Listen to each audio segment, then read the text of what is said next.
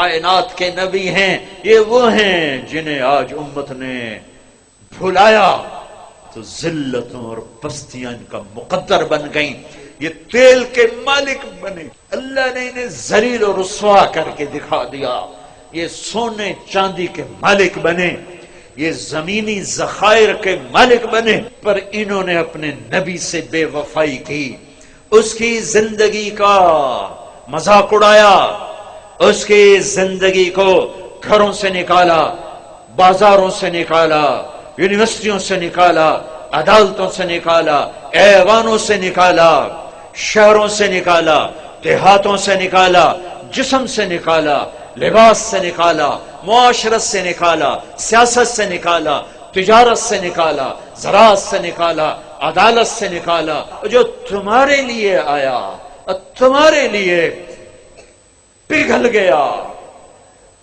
روتے روتے بے حال ہو گئے، لاؤ ایسی وفاؤں والا، لاؤ ایسی کوئی رونے والی ماں دکھاؤ، کوئی ایسا رونے والا باپ دکھاؤ، کوئی ایسا تڑپنے والا وجود دکھاؤ جو نافرمانوں کے لیے بھی آنسو بہائے، جو بے ہے جو باغیوں کے لیے بھی تڑپ تڑپ کے اللہ کو منائے۔ کوئی نبی ایسا رویا ہو بتاؤ، کوئی ماں ایسے تڑپی ہو بتاؤ، لیکن پوری امت کے مرد و عورت کے ہاتھ میں دوری دھار کا خنجر ہے، اور اسی کے سینے پر وار ہیں، جو سینہ انہی کے لیے جل جل کے کباب ہو گیا تھا، اسی زندگی پر وار ہیں جو زندگی ان پہ فدا ہو گئی تھی، جس کے لیے سونا چاندی کے ڈھیر لگانے کو اللہ تیار ہو، احد پہاڑ سونا چاندی بنانے کو تیار ہو، وہ بھوک سے تڑپ رہے ہیں گھر میں، چار پائی کا آسرا لے کر ہم عائشہ اٹھ کے بیٹھتے ہیں، یا رسول اللہ کیا ہوا؟ عائشہ بھوک بڑی لگی ہے، بھوک بڑی لگی ہے۔ مسجد میں تشریف فرما ہے، چہرے کا رنگ پیلا، کعب بن عجرہ، بے ابی انت و امی یا رسول اللہ، میرے ماں باپ قربان یا رسول، آپ کو کیا ہوا؟ رنگ کیوں بدل گیا؟ دیکھو یہاں انگلی رکھی، کعب ما دخل جوفی ما يدخل جوف ذات کبد منذ الثلاث، آج 3 دن گزر چکے ہیں، اس پیٹ میں ایک لقمہ داخل نہیں ہوا۔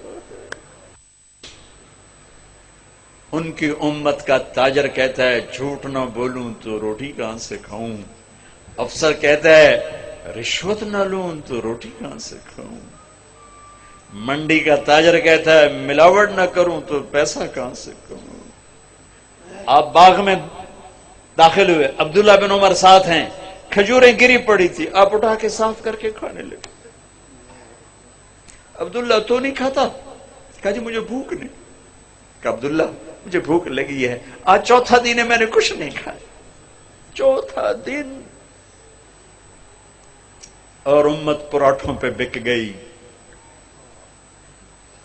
ایک نئے ماڈل کی گاڑی پہ بک گئے، چند ڈالروں پہ بک گئے۔ کب تک زندہ رہو گے؟ کب تک اس پیسے سے کھیلو گے؟ کب تک گھر کی چھتوں میں پناہ دے گی؟ کیا قبر کا گڑھا تیار نہیں ہے؟ کیا کفن بازار میں موجود نہیں ہے؟ کیا قبر کے کیڑے ختم ہو گئے؟ قبر کی اندھیری رات پہ سورج چڑھایا ہے، منکر نکیر کمزور ہو گئے ہیں، جنت آگ لگ گئی ہے، جہنم بجھ گئی ہے، کب تک؟ کب تک؟ وَمَا الْحَيَاةُ الدُّنْيَا إِلَّا مَتَاعُ الْغُرُورِ كُلُّ نَفْسٍ ذَائِقَةُ الْمَوْتِ وَإِنَّمَا تُوَفَّوْنَ أُجُورَكُمْ يَوْمَ الْقِيَامَةِ، کیا وہ دن نہیں آئے گا؟ فَإِذَا جَاءَتِ الطَّامَّةُ الْكُبْرَى، نہیں آئے گا ہنگامہ؟ فَإِذَا جَاءَتِ الصَّاخَّةُ، وہ چیخ نہیں سنو گے؟ فَإِذَا نُفِخَ فِي الصُّورِ نَفْخَةٌ وَاحِدَةٌ، وہ آواز نہیں آئے گی جو پھاڑ دے گی پہاڑوں کا جگر، چیر دے گی زمین کا سینہ، زیر و زبر کر دے گی آسمان کی وسعتوں کو، بے نور کر دے گی چاند سورج ستاروں سیاروں کو۔ ہے او میرے بھائیو، کتا ایک وقت تمہارے گھر کھاتا ہے، زندگی بھر تمہارے دروازے پہ گزار دیتا ہے۔ اتنے نیچے ہم نہ جائیں کہ کتے کی وفا ہم سے آگے چلی جائے، اتنے نیچے نہ جاؤ کہ قیامت کے دن کتے ہمیں پڑ جائیں، ظالمو ہم تو ناپاک تم سے وفا کر۔ تم نے کون سا کلمہ پڑھا تھا کہ چند سکوں پہ تم بکے، ایک بنگلے ایک کوٹھی پر تم بکے، تمہارے گھر میں ہم نے تمہاری روکھی کھا کر پہرا دیا، زندگی تمہارے در پہ گزار دی، تمہیں ہمیں سے سبق نہ ملا۔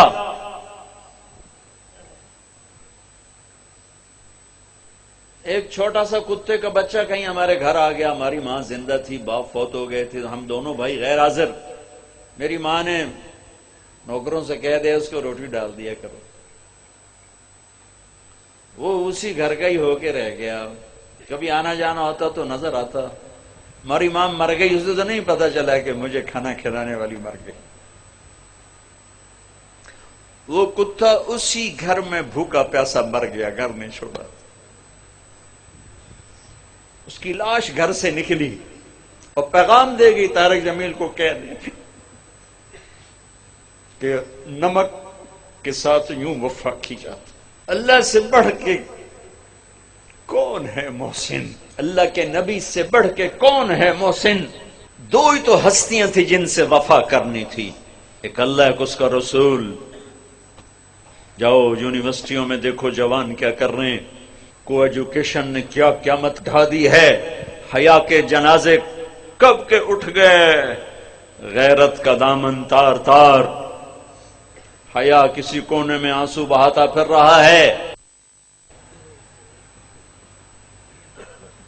صرف زندہ باد مردہ باد سے اللہ کی مدد اترتی تو کب کی اتر چکی ہوتی، جلسے جلوسوں سے اللہ ساتھ ہوتا تو کب کا ہو چکا ہوتا۔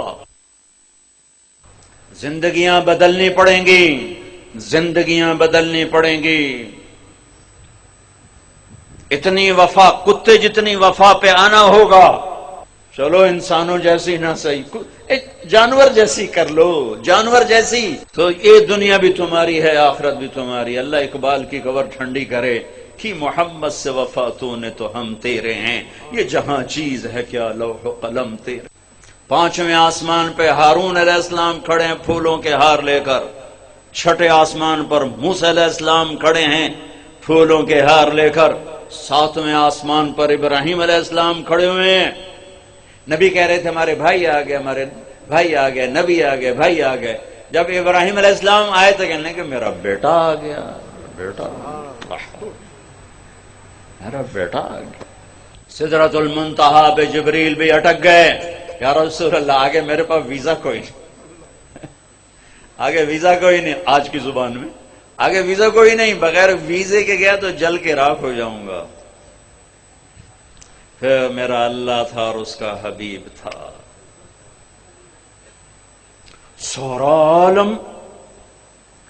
تو آپ کو اللہ تعالیٰ نوح علیہ السلام جیسی عمر تو دیتا، اگر آپ کی عمر نوح علیہ السلام جتنی ہوتی تو آج ہم بھی صحابی ہوتے، جو 1450 سال عمر پائی انہوں نے۔ اور سلیمان علیہ السلام جیسا تخت دیتا، ذوالقرنین جیسے لشکر دیتا، کائنات کے سب سے بڑے نبی اور سب سے بڑے فقیر، سب سے بڑے نبی سب سے بڑے فقیر، تو آئندہ آنے والی نسلوں کے لیے ہدایت کا نظام کیا بنایا؟ 1,24,000 صحابہ کھڑے کیے اور ان کو حج کے میدان میں عرفات میں جمع کیا، اور 1,24,000 نبیوں نے جو کام کیا تھا دعوت دینا، وہ اپنی امت کو منتقل کیا۔ فَلْيُبَلِّغِ الشَّاهِدُ الْغَائِبَ، 10 تاریخ کو، پھر 11 فَلْيُبَلِّغِ الشَّاهِدُ الْغَائِبَ، فَلْيُبَلِّغِ الشَّاهِدُ الْغَائِبَ، میرا پیغام آگے پہنچانا تمہارے ذمہ ہو گیا۔ اس امت کو دعوت کا کام ملا، اس امت کو دعوت کی محنت ملی، اور دین کی حفاظت ملی، اور دین کو جان مال سے زیادہ عزیز کرنا ملا، اور ان صحابہ نے نبیوں کی طرح دین کو پانی دے کر دکھایا، اور آج دین ہمارے پاس پہنچا ہوا ہے۔ اس کے پیچھے 1,24,000 نفوس کی خوبصورت زندگی ہے، اور ان کا عالی ہے کیا اللہ ان کی تعریف کرتا ہے، محمد الرسول اللہ والذین معہ۔ یہ جو میرے نبی ہیں، یہ میرے رسول ہیں، جو ان کے ساتھی ہیں نا، یہ کیسے ہیں؟ اشداء علی الکفار، کفر پہ بڑے شدید، رحماء بینہم، آپس میں بڑے مہربان، تراہم رکعا سجدا، یہ کبھی میں ان کو دیکھتا ہوں رکوع میں، کبھی ان کو دیکھتا ہوں سجدے میں، تو بھی دیکھ یہ رکوع میں، یہ سجدے میں، یبتغون فضلا من اللہ ورضوانا، یہ صرف میری رضا کے لیے، میری رضا کے لیے، کبھی سجدے میں، کبھی رکوع میں، کبھی میرے پیغام کو لے کر پھرے۔ ہائے ہائے ہائے، پھر مجھے اقبال یاد آ گیا، دی اذان کبھی یورپ کے کلیساؤں میں، کبھی افریقہ کے تپتے ہوئے صحراؤں میں، شان آنکھوں میں نہ جچتی تھی جہاں داروں کی، کلمہ پڑھتے تھے ہم چھاؤں میں تلواروں کی، نقش توحید کا ہر دل پہ بٹھایا ہم نے، زیر خنجر بھی یہ پیغام سنایا ہم نے۔ یہ صحابہ اس کی تعبیر بنے، کبھی عرش پر، کبھی فرش پر، کبھی ان کے در، کبھی در بدر۔ غم عاشقی تیرا شکریہ میں کہاں کہاں سے گزر گیا، کبھی راستوں میں تنہا، کبھی ہوں ورود صحرا، میں جنوں کا ہم سفر ہوں، میرا کوئی گھر نہیں ہے۔ یہ اس پاکیزہ جماعت نے میرے نبی کے پیغام کو اٹھایا اور دنیا کے آباد کناروں تک پہنچایا۔ میں مراکش گیا پچھلے سال، وہاں ایک شہر ہے آصفی اصفا کا بگڑا ہوا، ہائے افسوس۔ عقبہ بن نافع رضی اللہ تعالیٰ نے تونس میں داخل ہوئے، اور چلتے چلتے چلتے چلتے مراکش، اور مراکش کے آگے بحر اوقیانوس دیکھا تو بے قرار ہو کے گھوڑا ڈال دیا۔ جب سمندر کی موجوں نے گھوڑے کو روکا تو آسمان کی طرف تلوار اٹھا کر کہا، میرے رب ہائے افسوس، میرے پاس اسباب نہیں اس سمندر کو پار کرنے کے، اگر میرے پاس اسباب ہوتے اور مجھے پتا ہوتا کہ اس پار بھی کوئی رہتا ہے تو میں تیرا پیغام اس پار بھی پہنچاتا۔ الجزائر میں سوئے ہوئے ابو رویفہ انصاری لیبیا میں، ابو زمع بلبی تیونس میں، ابو لبابہ انصاری تیونس میں، ابو زمع حدیبیہ میں اللہ کے نبی کے حجام تھے، آپ کا اسرا، آپ کے سر پہ اسرا پھیرا ابو زمع، ان کی قبر کے ساتھ اللہ کے نبی کے بال بھی جو ان کے ساتھ ہمیشہ رہتے تھے وہ بال بھی وہیں دفن ہیں۔ میں کیروان گیا ابھی جنوری میں تو وہاں زیارت کی قبر کی، ایک جماعت اٹھی نبیوں کی طرح جنہوں نے اللہ کے پیغام کو دنیا کے آخری کنارے تک پہنچایا، اور دنیا میں جنتی ہونے کا ٹائٹل لیا۔ آپ مسجد میں داخل ہو رہے تھے، آپ کے دائیں طرف ابوبکر تھے، بائیں طرف عمر تھے، لوگ سامنے بیٹھے تھے، تو آپ نے ان کے یوں ہاتھ پکڑ لیے، کہا دیکھو ہکذا نحشر یوم القیامہ، قیامت کے دن ہم تینوں ایسے اٹھائے جائیں گے کہ میرے دائیں طرف ابوبکر ہوگا، میرے بائیں طرف عمر ہوگا، ہم ایسے قیامت کے دن اٹھائے جائیں گے۔ آپ نے فرمایا میرا ایک امتی ہے، جب جنت کے دروازے پر آئے گا تو 8 دروازے کہیں گے مرحبا مرحبا، اجی حضرت آپ ادھر سے گزریں، جی نہیں آپ یہاں سے گزریں، حضرت آپ یہاں سے گزریں، بھائی آپ ادھر سے آ جاؤ، بھائی ادھر سے، بھائی ادھر سے، 8 دروازے پکار رہے ہیں۔ سلمان فارسی ایسے ہو کر کھڑے ہوئے، یا رسول اللہ کون ہے یہ؟ آپ نے کہا یہ ابو بکر بن ابی قحافہ، یہ ہے ابو بکر بن ابی قحافہ جس کو جنت کا ہر دروازہ کہے گا ادھر ادھر ادھر ادھر ادھر۔ پھر ہم نے کہا عمر، رات ایک محل دیکھا بڑا زبردست جنت میں، ایک اینٹ یاقوت کی، ایک زمرد کی، ایک موتی کی۔ میں نے کہا کس کا ہے؟ مجھے کہا کہ ایک قریشی کا ہے، تو مجھے خیال ہے میرا ہوگا، اتنا عالی شان۔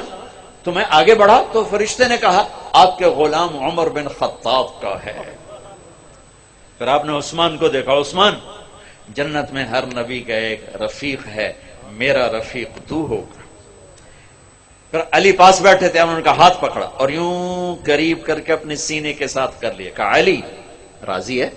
جنت میں تیرا گھر میرے گھر کے سامنے ہوگا، راضی ہو؟ اور علی پھوٹ پھوٹ کے رو پڑے کہ بس یا رسول اللہ مجھے اور کیا چاہیے، اگر میرا گھر آپ کے گھر کے سامنے ہے تو مجھے اور کیا چاہیے، ہو گیا، راضی ہو گیا۔ طلحہ، زبیر، ہر نبی کے جنت میں ایک خادم، ہر نبی کا ایک خادم، میرے دو خادم، ایک طلحہ ایک زبیر۔ ابو بکر جنتی، عمر جنتی، عثمان جنتی، علی جنتی، طلحہ جنتی، زبیر جنتی، سعد بن ابی وقاص جنتی، عبد الرحمن بن عوف جنتی، ابو عبیدہ بن جراح جنتی، سعید بن زید جنتی۔ 10 آدمیوں کو آپ نے ایک سانس میں بشارت دی کہ یہ 10 جنتی جنتی جنتی جنتی، جن کو 10 مبشرہ کہا جاتا ہے، 10 مبشرہ۔ بدر والے یہ کون ہیں؟ میرے نبی نے کہا، اللہ کہہ رہا بدر والو جو مرضی کرو میں نے معاف کر دیا۔ حدیبیہ یہ کون ہیں؟ لقد رضی اللہ عن المؤمنین، میں حدیبیہ میں آپ کے ہاتھ پر بیعت کرنے والوں سے راضی ہو گیا۔ باقی سارے صحابہ، کلن وعد اللہ الحسنى، میرا وعدہ ہے میرے محبوب تیرا کوئی صحابی جہنم میں نہیں جا سکتا، سب جنتی، سب جنتی۔ ایک جماعت تیار ہوئی، انہوں نے سینے سے لگا اور اللہ کے پیغام کو، ہے جب اللہ کے نبی کا انتقال ہوا تو عرب مرتد ہو گئے، صرف مکہ، طائف، مدینہ 3 اسلام پہ باقی رہے، باقی سب نے اسلام چھوڑ دیا اور کانپ کے رہ گیا مدینہ۔ 1400 سال میں 2 آدمیوں کے بارے میں ایک بول کہا گیا جو میں سنانے لگا ہوں۔ 1400 سال میں صرف 2 آدمی، لولا ابو بکر لما عبد اللہ، اگر ابو بکر نہ ہوتے تو دین مٹ جاتا، اللہ کا کوئی ماننے والا نہ رہتا۔ پھر کوئی 200 سال کے بعد، لولا احمد لما عبد اللہ، اگر احمد بن حنبل نہ ہوتے تو اللہ کا نام لینے والا کوئی نہ باقی رہتا۔ یہ 2 آدمیوں کے بارے میں تاریخ بولی ہے، سب کے فضائل ہیں، پر یہ لفظ 2 آدمیوں کو ملا ہے، ایک صدیق کو، ایک امام احمد بن حنبل کو۔ اس کے پیچھے پوری تاریخ ہے، ابھی موقع نہیں اس کے بیان کرنے کا، ایک پوری تاریخ ہے۔ سارا عرب مرتد ہو گیا، اور مدینہ ہل کے رہ، کانپ کے رہ گیا۔ ایک صدیق کا دم تھا جس نے مدینے کو بھی سنبھالا، ایمان والوں کو بھی سنبھالا، اور مرتدین کے سامنے بھی سیسا پلائی دیوار بن گئے، آخری چٹان بن گئے، اور ہر کفر کی آندھی کا رخ پھیر دیا، ہر ارتداد کے حملوں کا منہ موڑ کر انہیں ہوا منبثہ کر دیا۔ ایک دفعہ نکلے، پھر دوبارہ نکلے، تیسری دفعہ نکلنے لگے تو حضرت علی نے گھوڑے کی لگام پکڑ کشم سیفک ولا تفجعنا بنفسک۔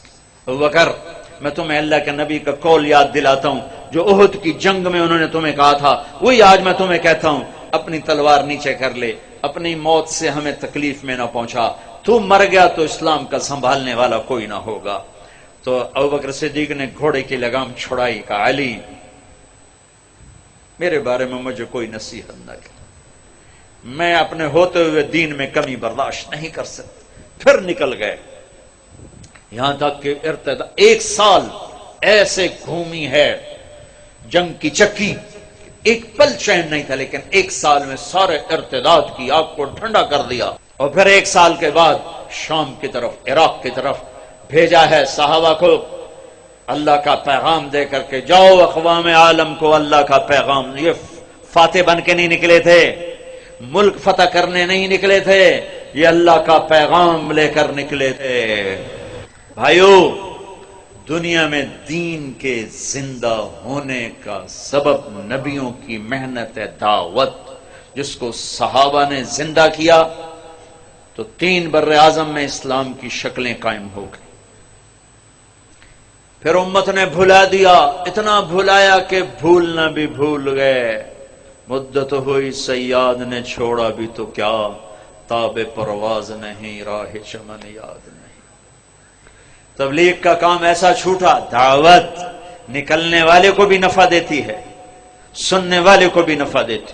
صدیوں کے بعد اللہ نے دعوت کا کام زندہ کیا، اور بر صغیر میں دعوت کبھی مٹی نہیں، انفرادی چلتی رہی، جبھی تو اسلام باقی ہے۔ اگر دعوت مٹ جاتی تو اسلام ہی مٹ جاتا، لیکن دعوت کا کام چلا انفرادی طور پر، اللہ کے نیک بندے جھنڈا اٹھا کے چلتے رہے۔ صدیوں کے بعد دوبارہ اس تبلیغ کا ذہن اللہ نے زندہ فرمایا، اس دعوت کی محنت سے ہر مسلمان کو یہ ذہن ملا کہ ہاں، دنیا میں دین کا پھیلانا بھی میرے ذمے ہے، اور دین پر چلنا بھی میرے ذمے ہے۔